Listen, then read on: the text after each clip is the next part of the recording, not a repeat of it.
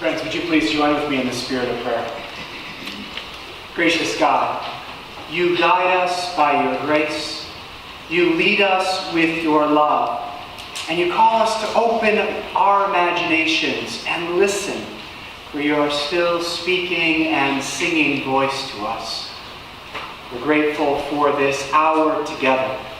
Now we ask that grace, love, your peace and presence would leave an impression upon each of our lives this hour for the living out of every hour this week. We offer all of this and dedicate our whole lives to you. And in the name of the one who is still the light to our world, Jesus the Christ. Amen. I hear the parable that Lynn just read to you, and somewhere from the back of my mind there's a song that starts to awaken. You probably know it. It goes like this. Go into the chapel and we're going to get married. Go into the chapel and we're going to get married. Gee, I really love you and we're going to get married. Go into the chapel. Chapel of Love, United Church of Christ in Sarasota. I think that has an excellent ring to it. Weddings have been taking place for centuries. They connect us across the ages. Just last year, in the United States alone, there were over 2 million weddings that happened. I myself participated in 3. Just doing my part to help out. Weddings are important events still in this time, and we hear these narratives about weddings, and it starts to connect us. We start to think about our own lives, and we think a little bit about weddings in Jesus' time. Now, last week we had a parable about a wedding feast, and we talked about how weddings in Jesus' time were a bit more contractual, less two star-crossed lovers like Romeo and Juliet. That once you became engaged to someone, it was as though you were already married to your betrothed. All that you were waiting for was for the groom to build an addition onto his father's house where the bride and groom would one day meet, would one day live. And after that addition was put on, then the groom would go and get the bride, and that would start the wedding feast. I even read a scholar this week who raised some questions, doubts about whether or not there was even any formal ritual in Jesus' day, whether or not there was an actual ceremony. Maybe the feast, the celebration itself was the ceremony, the scholar was saying, which kind of connects to today as well. I think as we think about marriages back then, we also need to be honest that we don't know everything. We don't have some ancient Emily Post manuscript of what was in bounds or out of bounds. We don't have any bride's notes on which cake tasted better and that they went with for the ceremony. And so really, we know precious little about weddings in Jesus' day. But we can still take that leap. We can still connect with the images of marriage today because all of you've been to a wedding. Maybe you participated in a wedding. Maybe you yourself have at once been married or still are. So weddings are a part of our culture and they go across the centuries. If you step back and think a little bit about weddings today in our world, we live in a state that now finally is recognizing the right for all people to be married. But some days that feels like it's skating on thin ice. We live also in a culture where people in their 20s and 30s are postponing, putting off marriage. Maybe your children or your grandchildren fall into that category. And when you start thinking about weddings, to be sure, they're beautiful, they're holy, they're sacred moments. But I gotta tell you that sometimes there are some odd traditions in weddings too. Take, for example, why is it that you have 3, 4, 5 women and 3, 4, 5 men who all dress the same. I know some of you still have those bridesmaids dresses in your closet and haven't worn them for years. Did you know that that tradition actually dates all the way back to Rome, when it was considered good luck for the bride and groom to have people dress exactly like them? What they thought is that it would confuse evil spirits who might try to come in and pull the happy couple apart. Now, given that odd fact that we still have, there's plenty of odd and peculiar parts of the parable Lynn read this morning. Take, for example, that you have 10 bridesmaids, but no mention whatsoever of the bride. Where is she? And why did the bridesmaids leave her in the first place? She's probably somewhere all alone, waiting and watching and wondering where everybody went. And then you have the bridegroom who comes at midnight. He's some kind of night owl. Now I know that as soon as the addition was put on, the feast could begin, but you gotta wonder, where in the world are they gonna go at midnight to feast? Denny's? No offense to the men's group who meets at Denny's, by the way. Wonderful place. So you have these peculiar parts, and then you also, at the very end, have the 5 foolish bridesmaids going out to buy oil. Again, in the middle of the night, and again you could ask that question, where? Where did they find all of that oil? So you start looking at some of the details and start asking some questions, which is good. The traditional interpretation of this parable has usually gone this road. It says that the bridegroom represents Jesus. And we don't know when Jesus is coming back, and so we as the church need to be like the bridesmaids. We need to have plenty of oil, keep our lamps trimmed and burning. Because apparently Jesus is a bit like the Comcast guy who gives himself a wide window of when he's going to come. Now eventually Jesus is going to come. And eventually we're going to need, the traditional interpretation goes, to show our oil. Now this isn't about literal oil. We don't need to start stockpiling that. Instead, the oil in traditional interpretation becomes a kind of metaphor, a sense that we're supposed to be stockpiling our good deeds, our loving kindness, our deeds of mercy and justice in this world. So here's where I want to push back a little on that interpretation. Because I think it turns God into a bit of a divine accountant, who's concerned only that when Jesus comes back, is only concerned that our good deeds, our loving deeds, somehow or another outweigh those foolish, fumbling moments all of us have in our daily lives. And if we're being honest, this last week as well. I push back a bit on that interpretation first and foremost because grace is never earned.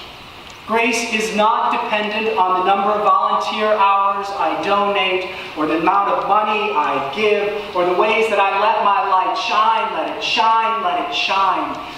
Grace is a gift, pure gift that is received into my life. Grace happens. Grace is.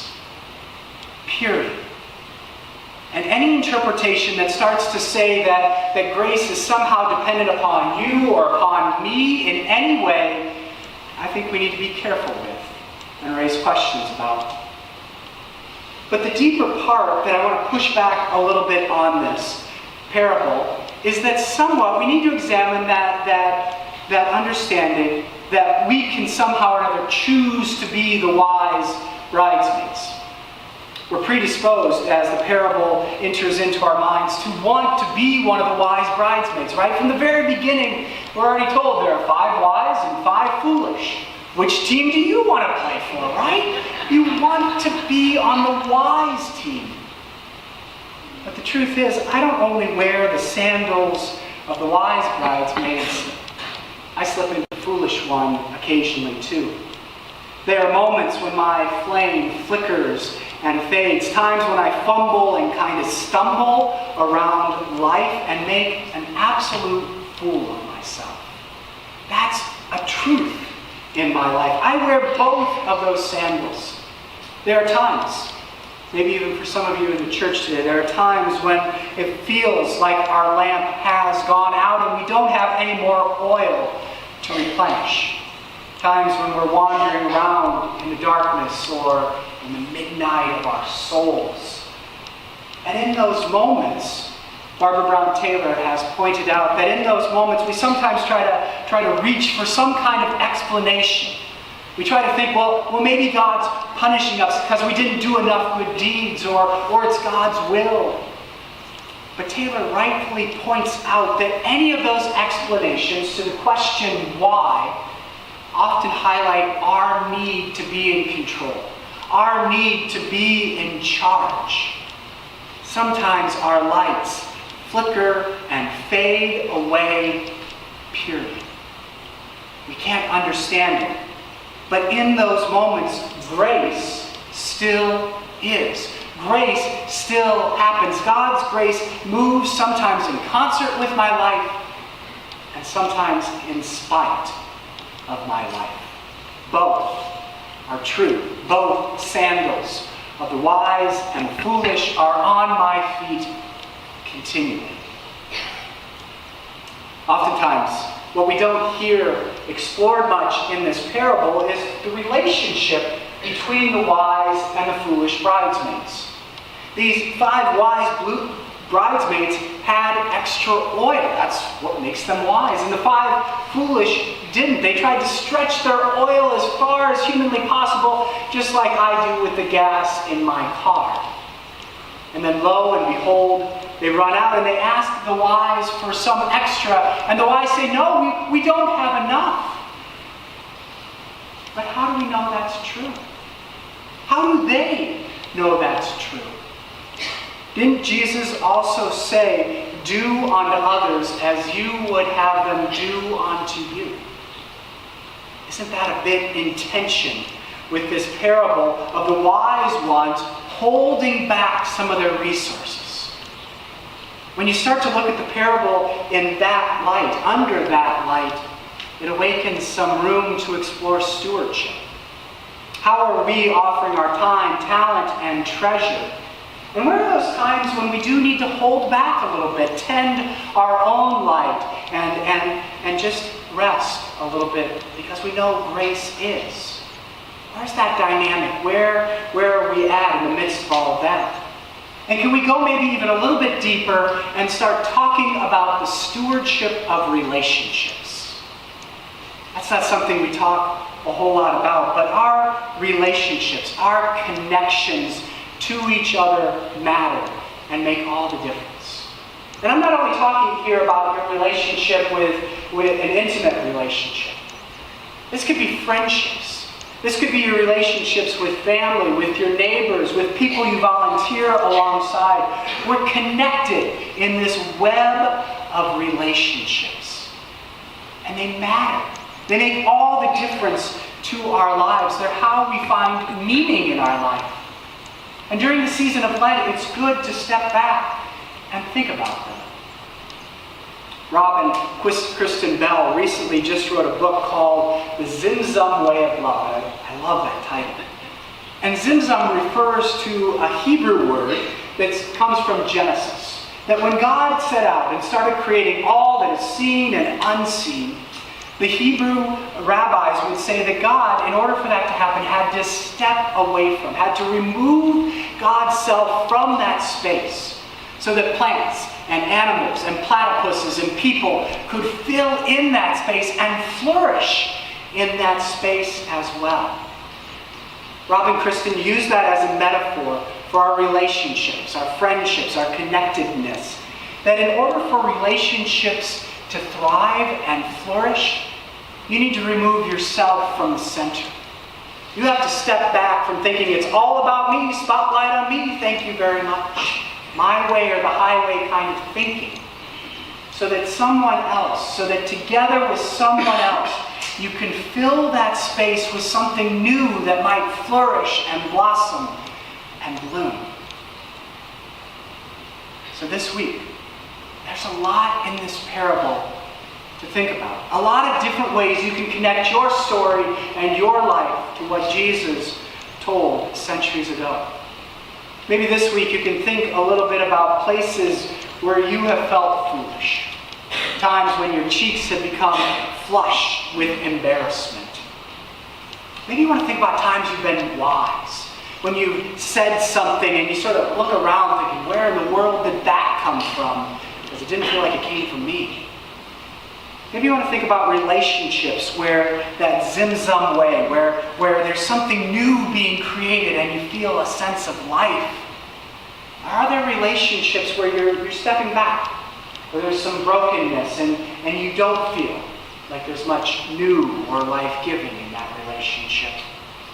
Here's a bold thought for you. In fellowship time, rather than talking about the weather or how the Rays are doing, why don't you share some of that with each other? Talk about those wise and foolish moments. Talk about the relationships. As a church, as the people of God, the quality of our connectedness with each other, it can preach the best sermon we know. But we need to be honest about that. In our relationships with each other, there are going to be moments when we thrive and when we soar, and there are going to be times in our relationships with each other when we'll falter, when we'll say something foolish or do something foolish. But God's grace moves through all of those moments. But we also need to pay attention to. We need to tend our connectedness, our relationships with one another. And so come this week to Starry Nights for Scholars and connect with each other. Come to the Eat and Greet and learn someone else's story, someone you've never met before. Come, help clean the sanctuary before Palm Sunday. There's something about the smell of Murphy's oil that just awakens stories, right? Let's keep connecting with each other. Let's keep letting God's grace move in our lives through the wise times, through the foolish times, and every time in between. Because brothers and sisters, I believe if we can do that, the title, The Chapel of Love, United Church of Christ, Sarasota, won't sound so foolish after all. Amen.